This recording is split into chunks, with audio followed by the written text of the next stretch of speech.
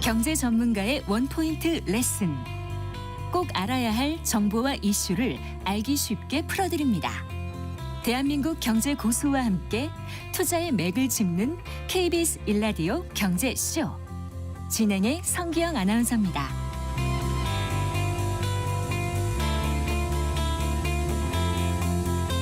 네, 4시 19분입니다.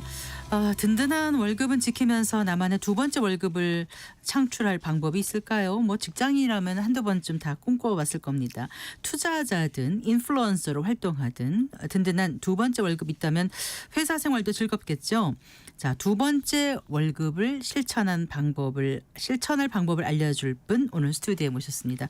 유명한 분이세요. 이장원 세무사입니다. 안녕하세요. 네, 반갑습니다. 반갑습니다. 이번에 신간 내셨죠? 8월 네네. 말인가요? 네, 8월 말 9월 초쯤에 나왔는데요. 네, 책 제목이 나의 두 번째 월급 만들기예요.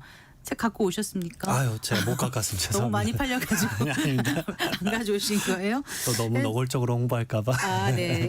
이 책의 제목을 보고 든 생각이 네네. 그러면 세무사님도 두 번째 월급에 대해서 고민을 하셨을까? 였어요. 고민을 네. 우선은 본업을 엄청나게 키우자란 관점이었는데 네. 자연스럽게 사실 저는 약간 부업이 하나 생기긴 했습니다. 네. 음. 자연스럽게라면 어떻게 자연스럽게 생긴 거죠? 우선은 네. 이제 이런 방송 촬영 요청도 다행히 운 좋게 또 네. 많이 해주시는 것도 있는데 네. 강의 요청이 많습니다. 저는 원래 이제 100억에서 500억대 분들 이제 부동산 기반 자산 관리를 많이 하는데 네. 그 양도 상속 증여에 대한 고민들에 대한 강의가 뭐 공공기관이나 기업에서 많이 오셔서 네.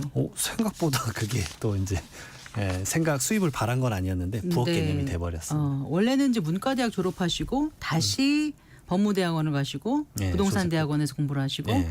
그래서 하시다 보니까 결국은 자산가들의 어떤 네. 세무상담 이런 걸 좀 많이 해주셨나 봐요. 네, 특히나 네. 대한민국은 좀 부동산 기반 자산가 분들이 많아서 네. 그래서 부동산 또 박사과정도 지금 하고 있습니다. 아, 그러세요. 네.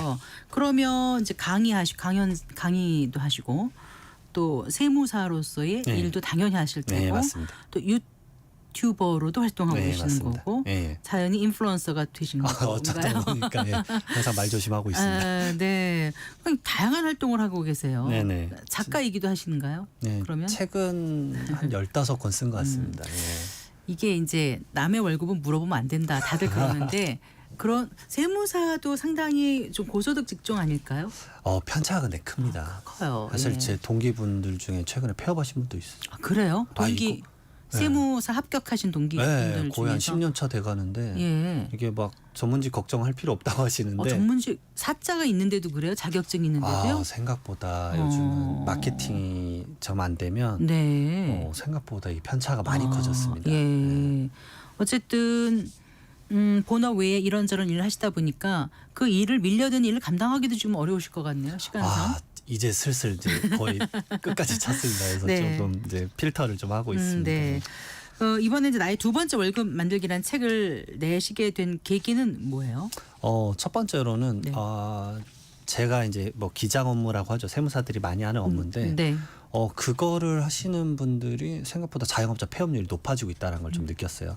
사실 그래서 결국은 이제 부업으로 개업을 하든 아니면 본인이 완전 본업으로 자영업을 하든 허투루 시작하시는 분들이 너무 쉽게 생각하셨다가 이 폐업률이 높아지시는 걸 보고 나서 네. 그것에 대해서 예전에 사실 이미 책을 썼던 것을 어. 좀 리뉴얼을 하자.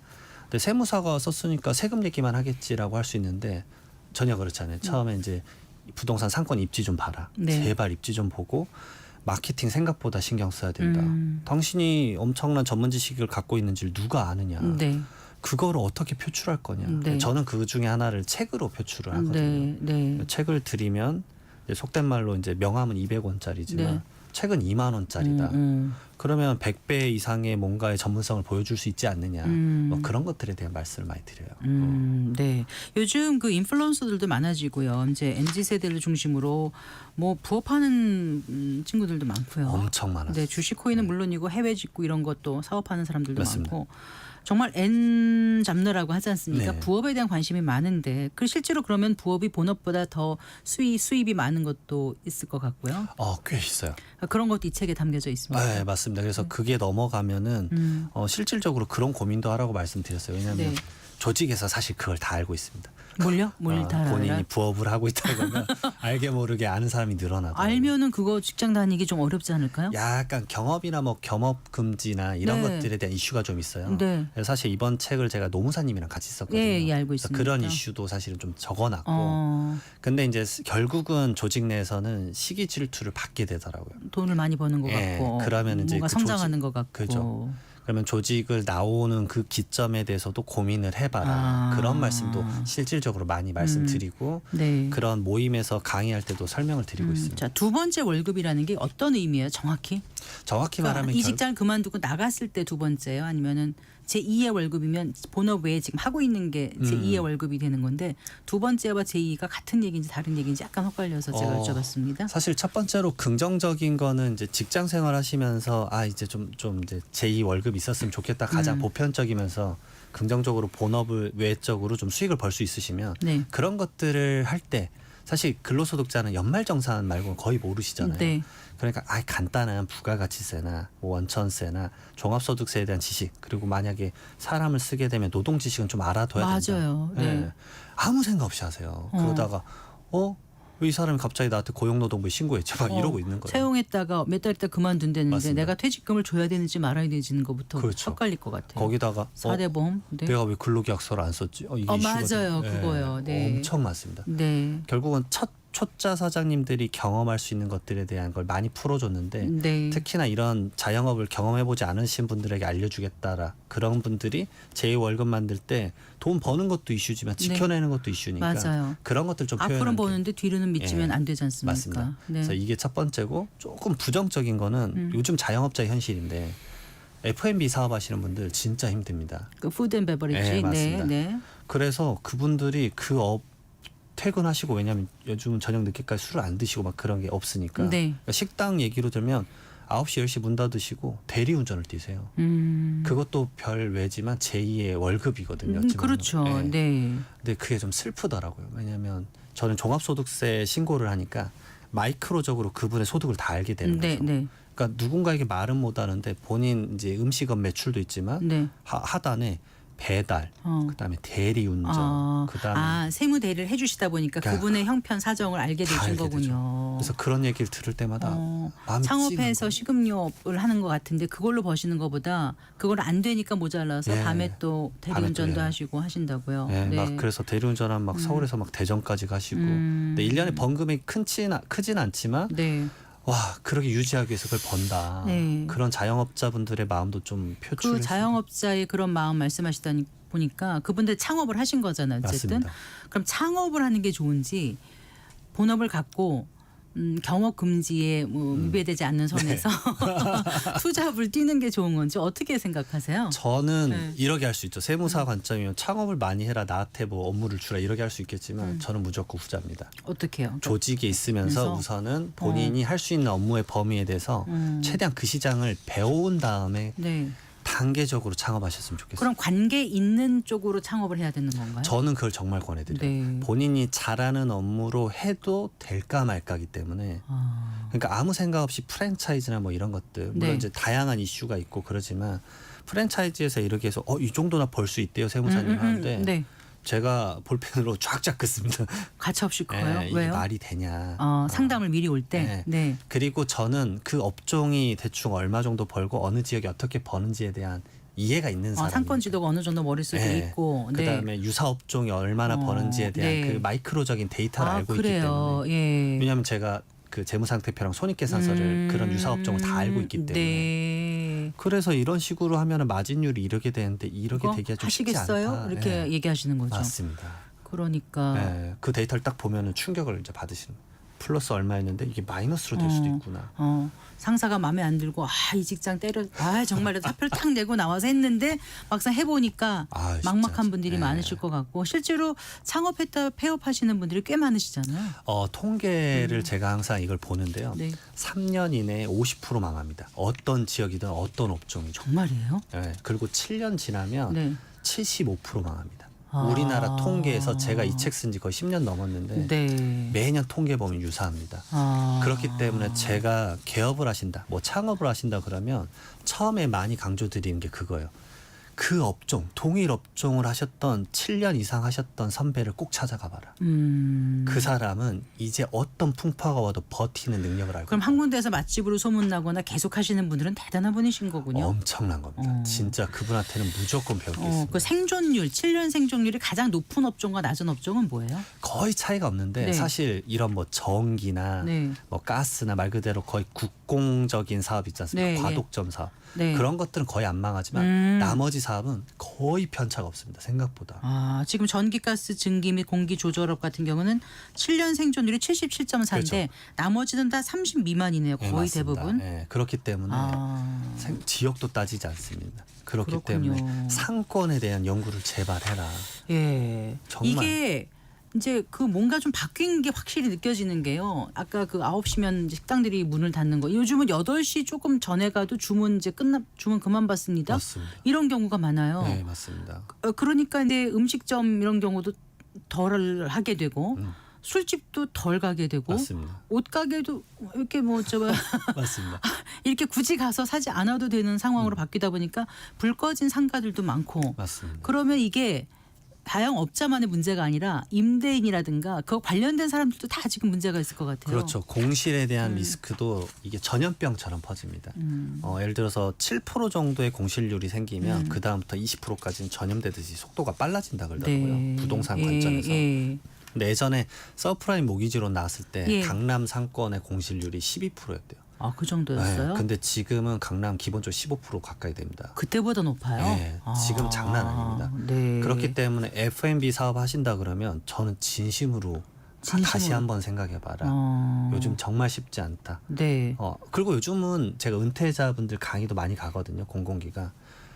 아예 그런 질문 자체를 안 하세요. 그러니까 그래요? 뭐 내가 창업을 하겠다는 질문 자체를 이미 안 하십니다. 거의 이제 인지하고 계세요. 창업하면 내 퇴직금이 몇 억이 날아갈 확률이 그럼 무슨 질문하세요, 그분들? 대부분은 퇴직연금, 시스템, 연금, 국민연금 받기 전까지 내가 그럼 퇴직금으로 어떻게 버틸 것인지. 네. 그런데 그런 분들이 이제 창업을 한다고 고민하는 시점이 사실은 그 시점이 아니라 네. 한 6개월에서 1년 지나면 생각이 스물스물 드세요. 그때를 좀 참아라라고 말씀드리고 싶어요. 창업하고 싶은 마음 들 때. 네. 그때쯤 되면은 이제 휴식도 좀 취할 만큼 취했고 네. 이제 뭐 하지 막 알아보실 시점이거든요. 네. 그래서 저는 현실적으로 말씀드리는 게 본인이 기존에 하셨던 업무랑 최대한 연관성 있는 곳에 제2의 취업을 나가셨으면 좋겠다. 그래요. 네. 우리나라는 3번의 이제 퇴직이 있는데 네. 첫 번째가 첫 직장. 네. 대부분 49세나 50세 퇴직하고 그다음 두 번째가 65세 퇴직을 한다고 네. 하더라고요. 그다음에 정말 끝에 퇴직이 70세라고 하시더라고요. 네. 그러니까 중간에는 웬만하면 은퇴를 하셨다라고 하더라도 두 번째 직장을 찾아보셔라. 웬만하면. 네. 직장에서 그래 오래 계신 분들이 갑자기 창업을 하는 게 쉽지가 않다. 그 불황에도 잘 되는 사업은 없어요? 망하지 않는 사업? 망하지 않는 사업이라기보다는 트렌드적인 게 너무 많은 것 같아요. 네. 결국은 네. 그래서 그 내가 결정했던 업종에 대해서 아까 말씀드린 거랑 똑같은데 조금 그 베테랑인 분들은 네. 적어도 몇 분은 만나봐라. 그 말씀을 꼭 드립니다. 정말 너무 중요하기 때문에. 네. 그 이제 아까 그 명함은 얼마요? 200원. 한 장이 200원인데 책은 2만 책은 원. 2만 원이다. 네. 그 얘기를 많이 하시는 것 같아요. 책에도 있는 것 같고요. 네. 네. 그 책을 쓰는 게 얼마나 그 도움이 될까요? 마케팅 이런 데 있어서 전문직이 만약에 이제 맞습니다. 제2의 월급을 찾아서 네. 간다고 할 때 전문지식 서비스 사업에서는 제가 봤을 때 압도적으로 높은 것 같아요. 제가 실질적으로 그 경험을 거의 10년 가까이 하고 있는데 네. 저는 책으로 인사를 하는 경우가 많기 때문에 네. 그것에 대해서 전문성을 많이 인정받는 것 같습니다. 그리고 저도 이제 창피하지 않으려고 책 쓸 때 많이 노력하는 것 같아요. 더 많이 찾아보고 연구하고 그것을 이제 한 줄 한 줄에 담아내기 때문에 그래서 그걸 받는 분들도 이제 이걸 가볍게 받아들이는 게 아니라 책 쓸 정도면 그래도 이렇게. 네, 그 명함이다. 정말 2만 원짜리 명함이라고 네, 생각하면 맞습니다. 정말 해보고 싶은데 사실 많이 아는 것 같은데 이 한 권의 책에 녹여내는 게 어렵고 정말 유명하고 전문가들도 많은데 내 책을 누가 네. 읽기나 할까? 이걸 쓰는데 얼마나 걸릴까?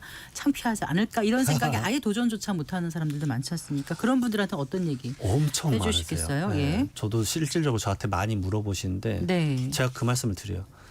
이 업계마다 그 잘하는 대가들이 있다. 네. 다 알지. 근데 일반 소비자의 눈에는 첫 번째로 그 대가를 그분은 만나기 쉽지가 않다. 네. 현실성으로 가자. 아, 네. 그리고 어. 두 번째로는 그분은 눈높이에 맞는 선생님이 필요할 수도 있다. 그런 그렇죠. 너무 어렵고 전문적인 네. 것보다. 예, 그렇죠. 네. 그 대가는 결국 뭐 사이즈가 큰 거라거나 정말 난이도가 높은 거라 그렇죠. 할 수 있죠. 아까지 뭐 50억, 100억 이런 거 네. 아닌데 만나면 뭐예요? 네. 그럴 수 있지 않습니까? 네. 그렇기 때문에 네. 생각보다 라이트한 책이 눈높이에 딱 맞을 수 있다. 그리고 두 번째로 당신은 이 수많은 사람들 전문 직종이 예를 들어 세무사가 엄청 많은데 내가 이런 책을 써도 되나 이래 생각할 수 있는데 네. 당신은 다른 세무사들에게 인정받기 위해서 이 책을 쓰는 게 아니라 일반적인 대중들 입장에서는 세금 지식은 뛰어난 사람이니 네. 그거를 그분에게 충분히 설명하는 조건 정도만 해도 충분히 그분 입장에서 이 사람 전문성이 있구나. 네. 그래서 업무를 충분히 신뢰하고 맡길 것이다. 네. 그리고 이 책을 쓰면서 진짜 배우게 되거든요. 네. 머릿속이 좀 한번 정리가 될 것 같아요. 엄청 정리. 인생도 정리가 되고. 맞습니다. 예, 그래서 두 번째 월급 받을 때 가장 고민해야 되는 게 무엇인지 조금 더 설명을 해주신다면. 우선은 이제 근로소득만 버시는 분이 갑자기 다른 사업소득이 생기면 네. 기존엔 연말정산만 하셨으니까 사업주가 다 해주거든요. 그러니까 뭐 내가 뭐 할 거 있어? 라고 생각을 하시는데 이제 사업소득이 생기면 본인이 모든 세금 업무를 직접 해야 되거든요. 네. 그것에 대한 감이 많이 없으세요. 그러니까 막 허투루 이 정도는 뭐 사업자 등록 안 하고 가장 많은 유형이 막 중고 물품을 막 계속 네, 반복적으로 네. 파는 거. 네. 그것도 이제 사업성이 인정받으면 결국 과세가 되거든요. 네. 이제 그런 형태부터 해가지고 세금에 대해 좀 친숙을 해줘야 된다. 네. 세금 신고 안 하고 그다음에 뭐 허투루 대충 하면은 이제 한 번에 크게 과세가 될 수 있기 불성실 때문에 신고. 가산세도 많이 나오고 네. 그렇기 때문에 그 세금에 대해서 많은 것도 아니고 책 한두 권 정도 좀 익혀라. 네. 왜냐하면 연말정산도 귀찮아서 안 보시던 분 그거 갑자기 보라고 하면 되게 네. 힘들어하시는데 네. 그게 당신이 그걸 익힐수록 그 조직에서 혹시나 추후에 이제 나가게 됐었을 때 네. 더 큰 자립심을 갖고 나올 거다. 음. 이제 그걸 벗어날 때가 되지 않았냐. 그걸 벗어나기 위해서 제2 월급을 고민하는 사람인데 그 공부를 하지 않고 자립을 키우겠다? 말도 안 되는 소리다. 그렇죠. 네, 앞과 뒤가 맞지 않는다. 이게 더 많은 걸 해결할 수밖에 없으니 더 네. 노력하라는 말밖에 할 수 없다. 네. 다양한 면에서 공부를 해야 됩니다. 이전에 평생 직장이란 말이 있었지만 요즘은 이제 사라진 지 오래된 것 같고요. 네. 회사에서 내가 열심히 일을 하고 하는 건 좋지만 언제든지 나는 버려질 수 있다라는 생각을 하면서 살아야 되는 것 같아요. 시대가 워낙 험하다 맞습니다. 보니까. 조금 더 보태서 말씀해 주신다면 어떤 각오로 임해야 될지 그리고 이것만은 놓치지 말자 이런 조언을 해주신다면 세무적인 거 말고요. 우선은 너무 트렌드 유행 따라서 안 하셨으면 좋겠어요. 네. 찰나가 너무 짧아진 것 같아요. 예전에 이제 음식이나 이런 유행 같은 경우는 2, 3년이었는데 사업분도 너무 빨리 움직이기 때문에 네. 그 트렌드가 아주 짧아지는 것 같아요. 그래서 그 근간이 되는 지식에 대한 거를 좀 고민을 항상 하셔야 될 것 같아요. 네. 그다음에 두 번째로는 과거의 마케팅 수준과는 완전 달라졌어요. 이제 조그마한 업체들도 마케팅에 쓰는 비용 자체 액수가 달라졌거든요. 네. 그러니까 실제 경쟁은 더 치열해졌는데 나는 전문 지식은 있어. 뭐 개업하면 무조건 되겠지. 완전 말도 안 되는 소리입니다. 네. 왜냐하면 간단히 말씀드리면 1분기에 세무사가 개업한 게 500명이 넘습니다. 올 1분기? 네. 네. 그러니까 한 2, 3개월에 500명씩 늘어난다는 얘기는 엄청난 거예요. 그렇게 합격하는 분들이 많아요. 한 해 세무사 합격자가 몇 명인데 그렇게 1분기에 700명 정도요. 그렇고 네. 제가 그래 말씀드려 서울 경기도 지하철역 다 합치면 한 번에 개업할 때 지하철역마다 2명씩 늘어나는 거다.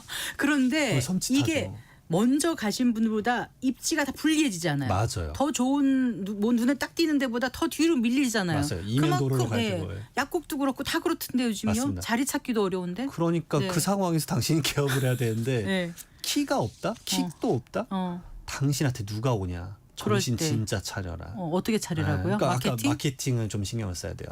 제가 지금 세무사로서 세금 얘기를 하는 게 아니라 마케팅 얘기를 하는 이유가 네. 제가 그 동기 폐업하는 거 보고 충격이 너무 세무사님께서 컸습니다. 마케팅 생각하시고 이거 시작하신 거예요? 아니면 하다 보니까 이렇게 되신 거예요? 너무나 마케팅이 잘 되고 있으시잖아요. 제가 처음에 뭐 유튜브 결정할 때 아주 어려웠는데 네. 해야 된다 결정했어요. 안 네. 하면 진짜 끝난다라 생각했어요. 네. 너무 중요합니다. 네. 내가 절벽 끝에 서 있다 이런 마음으로 시작을 해야 길이 네. 보일 것 같아요.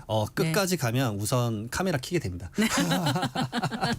떨어지기 전에 카메라를 켜서 네. 잘 들었습니다. 고맙습니다. 네, 그럼 되시길 바라겠습니다. 세무법인 리치의 대표이신 이장원 세무사와 함께했습니다.